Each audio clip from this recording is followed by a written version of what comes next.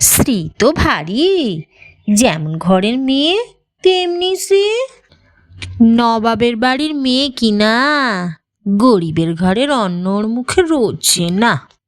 দেখো না, দেখো একবার ছিঁড়ি হচ্ছে, দেখো না, দিনে দিনে যে পোড়া কাঠ হয়ে যাচ্ছে। নমস্কার বন্ধুরা, কলমের গল্পের সকল শ্রোতা বন্ধুকে আবারও স্বাগত জানাই। আজকে আপনাদের গল্প পাঠে শোনাব পণ প্রথা, একটি কুসংস্কার যার চাকার তলায় পিষে চলেছে হাজারো মেয়ে ও তার পরিবার।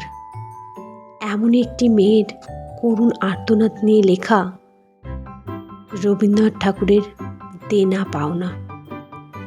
গল্পটি ভালো লাগলে অবশ্যই একটি লাইক করবেন এবং চ্যানেলে নতুন হয়ে থাকলে সাবস্ক্রাইব করে আমাদের পাশে থাকতে ভুলবেন না। শুরু করতে চলেছি আজকের গল্প পাঠ, রবীন্দ্রনাথ ঠাকুরের দেনা পাওনা। 5 ছেলের পর যখন এক কন্যা জন্মিল, তখন বাপ মায়ে অনেক আদর করিয়া তাহার নাম রাখিলেন নিরুপমা। এ গোষ্ঠীতে এমন সৌখীর নাম ইতিপূর্বে কখনো শোনা যায় নাই। প্রায় ঠাকুর দেবতার নামই প্রচলিত ছিল। গণেশ, কার্তিক, পার্বতী তাহার উদাহরণ। এখন নিরুপমার বিবাহের প্রস্তাব চলিতেছে। তাহার পিতা রামসুন্দর মিত্র অনেক খোঁজ করেন, কিন্তু পাত্র কিছুতেই মনের মতন হয় না। অবশেষে মস্ত এক রায়বাহাদুরের ঘরের একমাত্র ছেলেকে সন্ধান করিয়া বাহির করিয়াছেন। উক্ত রায়বাহাদুরের পৈতৃক বিষয়াশয় যদিও অনেক হ্রাস হইয়া আসিয়াছে, কিন্তু বনেদি ঘর বটে। বরপক্ষ হইতে 10,000 টাকা পণ এবং বহুল দান সামগ্রী চাহিয়া বসিল। রামসুন্দর কিছুমাত্র বিবেচনা না করিয়া তাহাতেই সম্মত হইলেন। এমন পাত্র কোনো মতে হাতছাড়া করা যায় না। কিছুতেই টাকার জোগাড় আর হয় না। বাঁধা দিয়া বিক্রয় করিয়া অনেক চেষ্টাতেও 6,7 বাকি রহিল। এদিকে বিবাহের দিন নিকট হইয়া আসিয়াছে।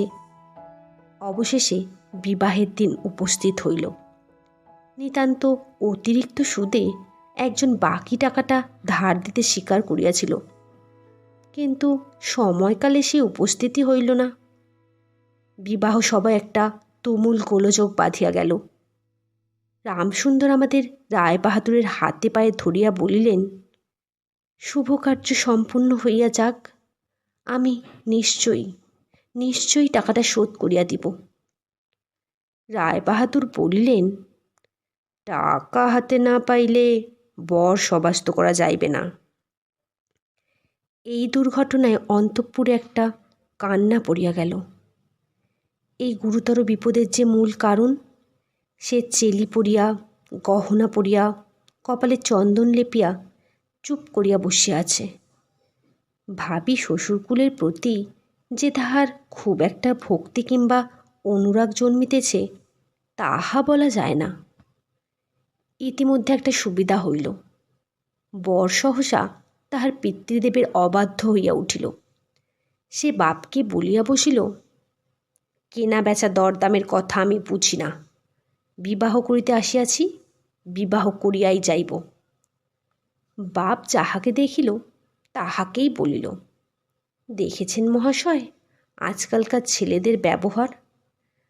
2-1 প্রবীণ লোক ছিল, তাহারা বলিল, স্বাস্থ্য শিক্ষা নীতি শিক্ষা একেবারেই নাই। কাজেই বর্তমান শিক্ষার বিষময় ফল নিজের সন্তানের মধ্যে প্রত্যক্ষ করিয়া রায়বাহাদুর হতোদ্যম হইয়া বসিয়া রহিল। বিবাহ এক প্রকার বিষণ্ণ নিরানন্দভাবে সম্পন্ন হইয়া গেল। শ্বশুরবাড়ি যাইবার সময় নিরুপমাকে বুকে টানিয়া লইয়া বাপ আর চোখের জল রাখিতে পারিলেন না। নীরু জিজ্ঞাসা করিল, তারা কি আর আমাকে আসতে দেবে না বাবা? রামসুন্দর বলিলেন, কেন আসতে দেবে না মা? আমি তোমাকে নিয়ে আসব। রামসুন্দর প্রায়ই মেয়েকে দেখিতে যান, কিন্তু বেহাই বাড়িতে তাঁর কোনো প্রতিপত্তি নাই। চাকরগুলো পর্যন্ত তাহাকে নিচু নজরে দেখে। অন্তঃপুরের বাহিরে একটা স্বতন্ত্র ঘরে 5 মিনিটের জন্য কোনোদিন বা মেয়েকে দেখিতে পান, কোনোদিন বা দেখিতে পান না। কুটুম্বগৃহে এমন করিয়ার অপমান তো সহা যায় না। রামসুন্দর স্থির করিলেন, যেমন করিয়াই হোক টাকাটা শোধ করিয়া দিতে হইবে। কিন্তু যে ঋণভার কাঁধে চাপিয়াছে তাহারই ভার সামলানো দুঃসাধ্য। খরচপত্রের অত্যন্ত টানাটানি পড়িয়াছে এবং পাওনাদারদের দৃষ্টিপথ এড়াইবার জন্য সর্বদাই নানারূপ হীন কৌশল অবলম্বন করিতে হইতেছে। এদিকে শ্বশুরবাড়ি হইতে উঠিতে বসিতে মেয়েকে খোঁটা লাগাইতেছে। পিতৃগৃহের নিন্দা শুনিয়া ঘরে দ্বার দিয়া অশ্রু বিসর্জন তাহার নিত্য ক্রিয়ার মধ্যে দাঁড়াইয়াছে। বিশেষত শাশুড়ির আক্রোশ আর কিছুতেই মেটে না। যদি কেহ বলে, আহা কি শ্রী, বউয়ের মুখখানি দেখিলে চোখ চুরাইয়া যায়, শাশুড়ি ঝংকার দিয়া উঠিয়া বলে, স্ত্রী তো ভারী, যেমন ঘরের মেয়ে তেমনি সে। এমনকি বউয়ের খাওয়া পড়ারও যত্ন হয় না। যদি কোনো দয়া পরতন্ত্র প্রতিবেশিনী কোনো ত্রুটির উল্লেখ করে, শাশুড়ি বলে, ওই ঢের হয়েছে বাপু। অর্থাৎ বাপ যদি পুরা দাম দিত তো মেয়ে পুরা যত্ন পাইত। সকলেই এমন ভাব দেখায় যেন বধূর এখানে কোনো অধিকার নাই, ফাঁকি দিয়া প্রবেশ করিয়াছে। বোধহয় কন্যার এই সকল অনাদর এবং অপমানের কথা বাপের কানে গিয়া থাকিবে। তাই রামসুন্দর অবশেষে বসত বাড়ি বিক্রয়ের চেষ্টা করিতে লাগিল। কিন্তু ছেলেদের যে গৃহহীন করিতে বসিয়াছেন সেই কথা তাদের নিকট হইতে গোপন রাখিলেন। স্থির করিয়াছিলেন বাড়ি বিক্রয় করে সেই বাড়ি ভাড়া লইয়া বাস করিবেন। এমন কৌশলে চলিবেন যে তাহার মৃত্যুর পূর্বে এ কথা ছেলেরা জানিতে পারিবে না। কিন্তু ছেলেরা জানিতে পারিল। সকলে আসিয়া কাঁদিয়া পড়িল। বিশেষত বড় 3টি ছেলে বিবাহিত এবং তাহাদের কাহারও বা সন্তান আছে। তাহাদের আপত্তি অত্যন্ত গুরুতর হইয়া দাঁড়াইল। বাড়ি বিক্রয় স্থগিত হইল। তখন রামসুন্দর নানা স্থান হইতে বিস্তর সুদে অল্প অল্প করিয়া টাকা ধার করিতে লাগিলেন। এমন হইল যে সংসারে খরচ আর চলে না। নীরু বাপের মুখ দেখিয়া সব বুঝিতে পারিল। বৃদ্ধের পক্ক কেশে, শুষ্ক মুখে এবং সদা সংকুচিত ভাবে দৈন্য এবং দুশ্চিন্তা প্রকাশ হইয়া পড়িল। মেয়ের কাছে যখন বাপ অপরাধী, তখন সে অপরাধের অনুতাপ কি আর গোপন রাখা যায়? রামসুন্দর যখন বেহাই বাড়ি অনুমতিক্রমে ক্ষণকালের জন্য কন্যার সাক্ষাৎ লাভ করিতেন, তখন বাপের বুক যে কেমন করিয়া ফাটে তাহার হাসি দেখলেই টের পাওয়া যাইত। সেই ব্যথিত পিতৃহৃদয়কে সান্ত্বনা দিবার উদ্দেশ্যে দিন কতক বাপের বাড়ি যাইবার জন্য নীরু নিতান্ত অধীর হইয়া উঠিয়াছে। বাপের ম্লান মুখ দেখিয়া সে আর দূরে থাকিতে পারে না। একদিন রামসুন্দরকে কহিল, বাবা, আমাকে একবার বাড়ি লইয়া যাও। রামসুন্দর বলিলেন, আচ্ছা। কিন্তু তাহার কোনো জোর নাই। নিজের কন্যার উপরে পিতার যে স্বাভাবিক অধিকার আছে তাহা যেন পণের টাকার পরিবর্তে বন্ধক রাখিতে হইয়াছে। এমনকি কন্যার দর্শন সেও অতি সসংকোচে ভিক্ষা চাইতে হয় এবং সময় বিশেষে নিরাশ হইলে দ্বিতীয় কথাটি কহিবার মুখ থাকে না। কিন্তু মেয়ে আপনি বাড়ি আসতে চাহিলে বাপ তাহাকে না আনিয়া কেমন করিয়া থাকে। তাই বেহাইয়ের নিকট সে সম্বন্ধে দরখাস্ত পেশ করিবার পূর্বে রামসুন্দর কত হীনতা, কত অপমান, কত ক্ষতি স্বীকার করিয়া যে 3,000 টাকা সংগ্রহ করিয়াছিলেন সে ইতিহাস গোপন থাকাই ভালো। নোট কখানে রুমালে জড়াইয়া চাদরে বাঁধিয়া রামসুন্দর বেহাইয়ের নিকট গিয়া বসিলেন। প্রথমে হাস্যমুখে পাড়ার খবর পাড়িলেন। হরে কৃষ্ণের বাড়িতে একটা মস্ত চুরি হইয়া গিয়াছে। তাহার আদ্যপান্ত বিবরণ বলিলেন। নবীন মাধব ও রাধা মাধব দুই ভাইয়ের তুলনা করিয়া বিদ্যাবুদ্ধি ও স্বভাব সম্বন্ধে রাধা মাধবের সুখ্যাতি এবং নবীন মাধবের নিন্দা করিলেন। শহরে একটা নতুন ব্যায়ামও আসিয়াছে, সে সম্বন্ধে অনেক আজগুবি আলোচনা করিলেন। অবশেষে হুঁকাটি নামাইয়া রাখিয়া কথায় কথায় বলিলেন, হ্যাঁ হ্যাঁ বেহাই, সেই টাকাটা বাকি আছে বটে। রোজই মনে করি যাচ্ছি, অমনি হাতে করে কিছু নিয়ে যাই, কিন্তু সময়কালে মনে থাকে না। আর ভাই বুড়ো হয়ে পড়েছি। এমনই এক দীর্ঘ ভূমিকা করিয়া পঞ্জরের তিনখানি অস্থির মতো সেই তিনখানি নোট যেন অতি সহজে অতি অবহেলে বাহির করিলেন। সবেমাত্র ৩,০০০ টাকার নোট দেখিয়া রায়বাহাদুর অট্টহাস্য করিয়া উঠিলেন। বললেন, হা হা হা, থাক বেহাই, ওতে আমার কাজ নেই। একটা প্রচলিত বাংলা প্রবাদের উল্লেখ করিয়া বলিলেন, সামান্য কারণে হাতে দুর্গন্ধ করিতে তিনি চান না। এই ঘটনার পরে মেয়েকে বাড়ি আনিবার প্রস্তাব কাহারও মুখে আসে না। কেবল রামসুন্দর ভাবিলেন, সে সকল কুটুম্বিতার সংকোচ আমাকে আর শোভা পায় না। মর্মাহতভাবে অনেকক্ষণ চুপ করিয়া থাকিয়া অবশেষে মৃদুস্বরে কথাটা পারিলেন। রায়বাহাদুর কোনো কারণমাত্র উল্লেখ না করিয়া বলিলেন, সে এখন হচ্ছে না। এই বলিয়া কর্মোপলক্ষে স্থানান্তরে চলিয়া গেলেন। রামসুন্দর মেয়ের কাছে মুখ না দেখাইয়া কম্পিত হস্তে কয়েকখানি নোট চাদরের প্রান্তে বাঁধিয়া বাড়ি ফিরিয়া গেলেন। মনে মনে প্রতিজ্ঞা করিলেন, যতদিন না সমস্ত টাকা শোধ করিয়া দিয়া অসংকোচে কন্যার উপরে দাবি করিতে পারিবেন, ততদিন আর বেহাই বাড়ি যাইবেন না। বহুদিন গেল। নিরুপমা লোকের উপর লোক পাঠায়, কিন্তু বাপের দেখা পায় না। অবশেষে অভিমান করিয়া লোক পাঠানো বন্ধ করিল। তখন রামসুন্দরের মনে বড় আঘাত লাগিল, কিন্তু তবু গেলেন না। আশ্বিন মাস আসিল। রামসুন্দর বলিলেন, এবার পূজার সময় মাকে ঘরে আনিবই, নাহিলে আমি। খুব একটা শক্ত রকম শপথ করিলেন। পঞ্চমী কি ষষ্ঠীর দিনে আবার চাদরের প্রান্তে গুটি কতক নোট বাঁধিয়া রামসুন্দর যাত্রার উদ্যোগ করিলেন। 5 বৎসরের এক নাতি আসিয়া বলিল, দাদা, আমার জন্যে গাড়ি কিনতে যাচ্ছিস?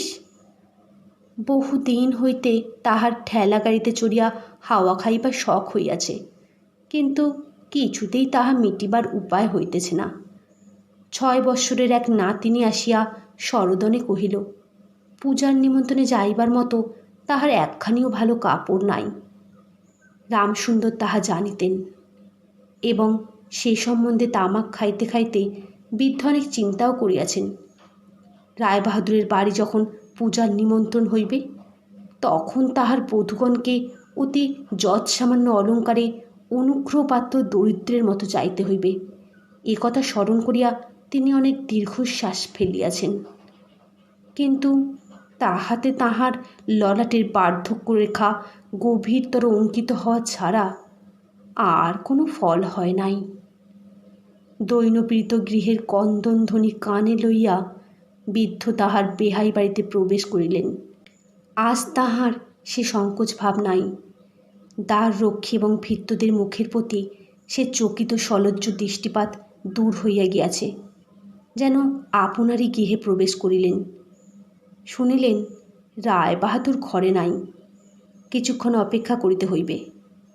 মনের উচ্ছ্বাস সংবরণ করিতে না পারিয়া রামসুন্দর কন্যার সহিত সাক্ষাৎ করিলেন। আনন্দে 2 চোখ দিয়ে জল পড়িতে লাগিল। বাপও কাঁদে, মেয়েও কাঁদে, দুইজনে কেহ আর কথা কইতে পারে না।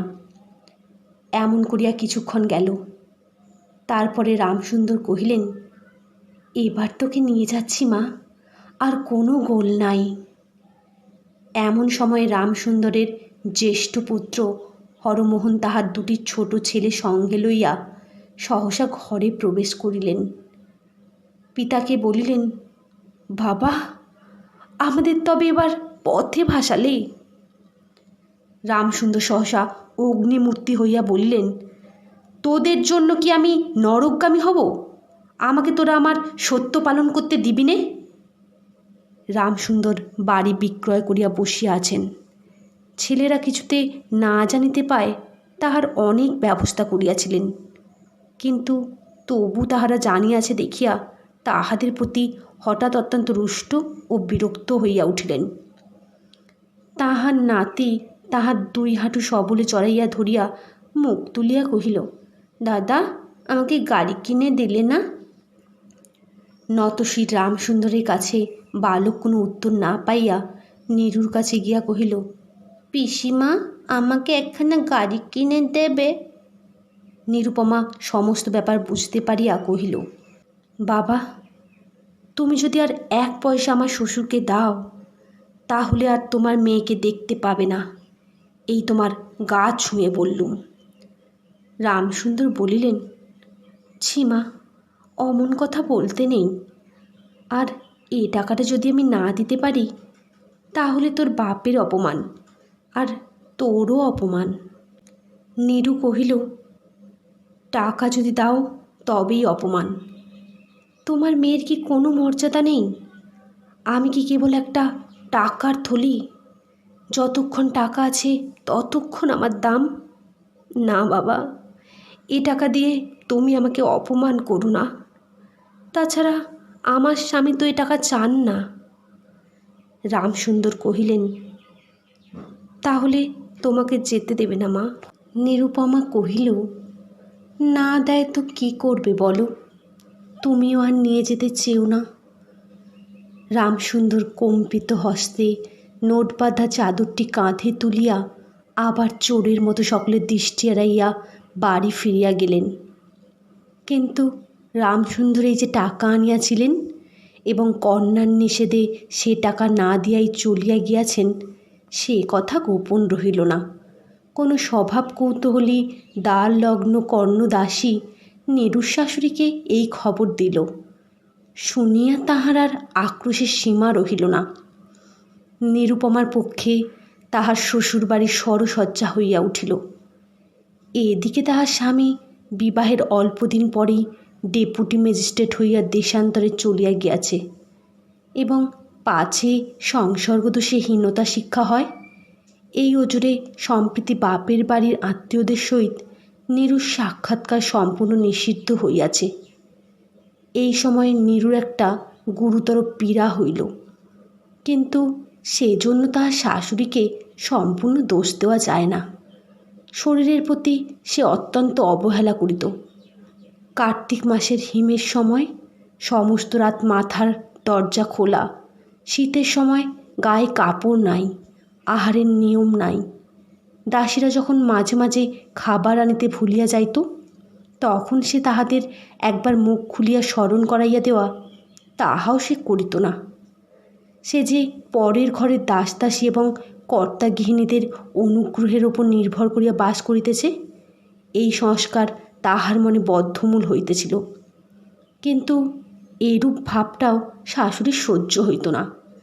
যদি আহারের প্রতি বধূর কোনো অবহেলা দেখিতেন তবে শাশুড়ি বলিতেন, নবাবের বাড়ির মেয়ে কিনা, গরিবের ঘরের অন্যর মুখে রোজে না। কখনো বা বলিতেন, দেখো না, দেখো একবার ছিঁড়ি হচ্ছে, দেখো না, দিনে দিনে যে পুরা কাঠ হয়ে যাচ্ছে। রোগ যখন গুরুতর হইয়া উঠিল তখন শাশুড়ি বলিলেন, সমস্তটাও ন্যাকামি। অবশেষে একদিন নীরু সবিনয় শাশুড়িকে বলিল, বাবাকে আর আমার ভাইদের একবার দেখব মা। শাশুড়ি বলিলেন, বুঝিনে আবার কেবল বাপের বাড়ি যাইবার ছল। কেহ বলিলে বিশ্বাস করিবে না। যেদিন সন্ধ্যার সময় নীরুর শ্বাস উপস্থিত হইল সেই দিন প্রথম ডাক্তার দেখিল এবং সেই দিন ডাক্তারের দেখা শেষ হইল। বাড়ির বড় বউ মরিয়াছে। খুব ধুম করিয়া অন্ত্যেষ্টিক্রিয়া সম্পন্ন হইল। প্রতিমা বিসর্জনের সমারোহ সম্বন্ধে জেলার মধ্যে রায়চৌধুরীদের যেমন লোক বিখ্যাত প্রতিপত্তি আছে, বড় বউয়ের সৎকার সম্বন্ধে রায়বাহাদুরদের তেমনই একটা খ্যাতি রটিয়া গেল। এমন চন্দন কাঠের চিতা এ মুলুকে কেহ কখনো দেখে নাই। এমন ঘটা করিয়া শ্রাদ্ধ কেবল রায়বাহাদুরের বাড়িতেই সম্ভব, এবং শোনা যায় ইহাতে তাহাদের কিঞ্চিত ঋণও হইয়াছিল। রামসুন্দরকে সান্ত্বনা দিবার সময় তাহার মেয়ের যে কিরূপ মহা সমারোহে মৃত্যু হইয়াছে সকলেই তাহার বহুল বর্ণনা করিল। এদিকে ডেপুটি ম্যাজিস্ট্রেটের চিঠি আসিল। আমি এখানে সমস্ত বন্দোবস্ত করিয়া লইয়াছি, অতএব অবিলম্বে আমার স্ত্রীকে এখানে পাঠাইবে। রায়বাহাদুরের মহিষী লিখিলেন, বাবা, তোমার জন্য আরেকটি মেয়ের সম্বন্ধ করিয়াছি, অতএব অবিলম্বে ছুটি লইয়া এখানে আসিবে। এবারে 20,000 টাকা পণ এবং হাতে হাতে আদায়। শেষ হলো আজকের গল্পপাঠ, রবীন্দ্রনাথ ঠাকুরের দেনা পাওনা। গল্পটি ভালো লাগলে অবশ্যই একটি লাইক, শেয়ার এবং কমেন্ট করতে ভুলবেন না। সাবস্ক্রাইব করে আমাদের পাশে থাকবেন। শুনতে থাকুন কলমের গল্প। নমস্কার।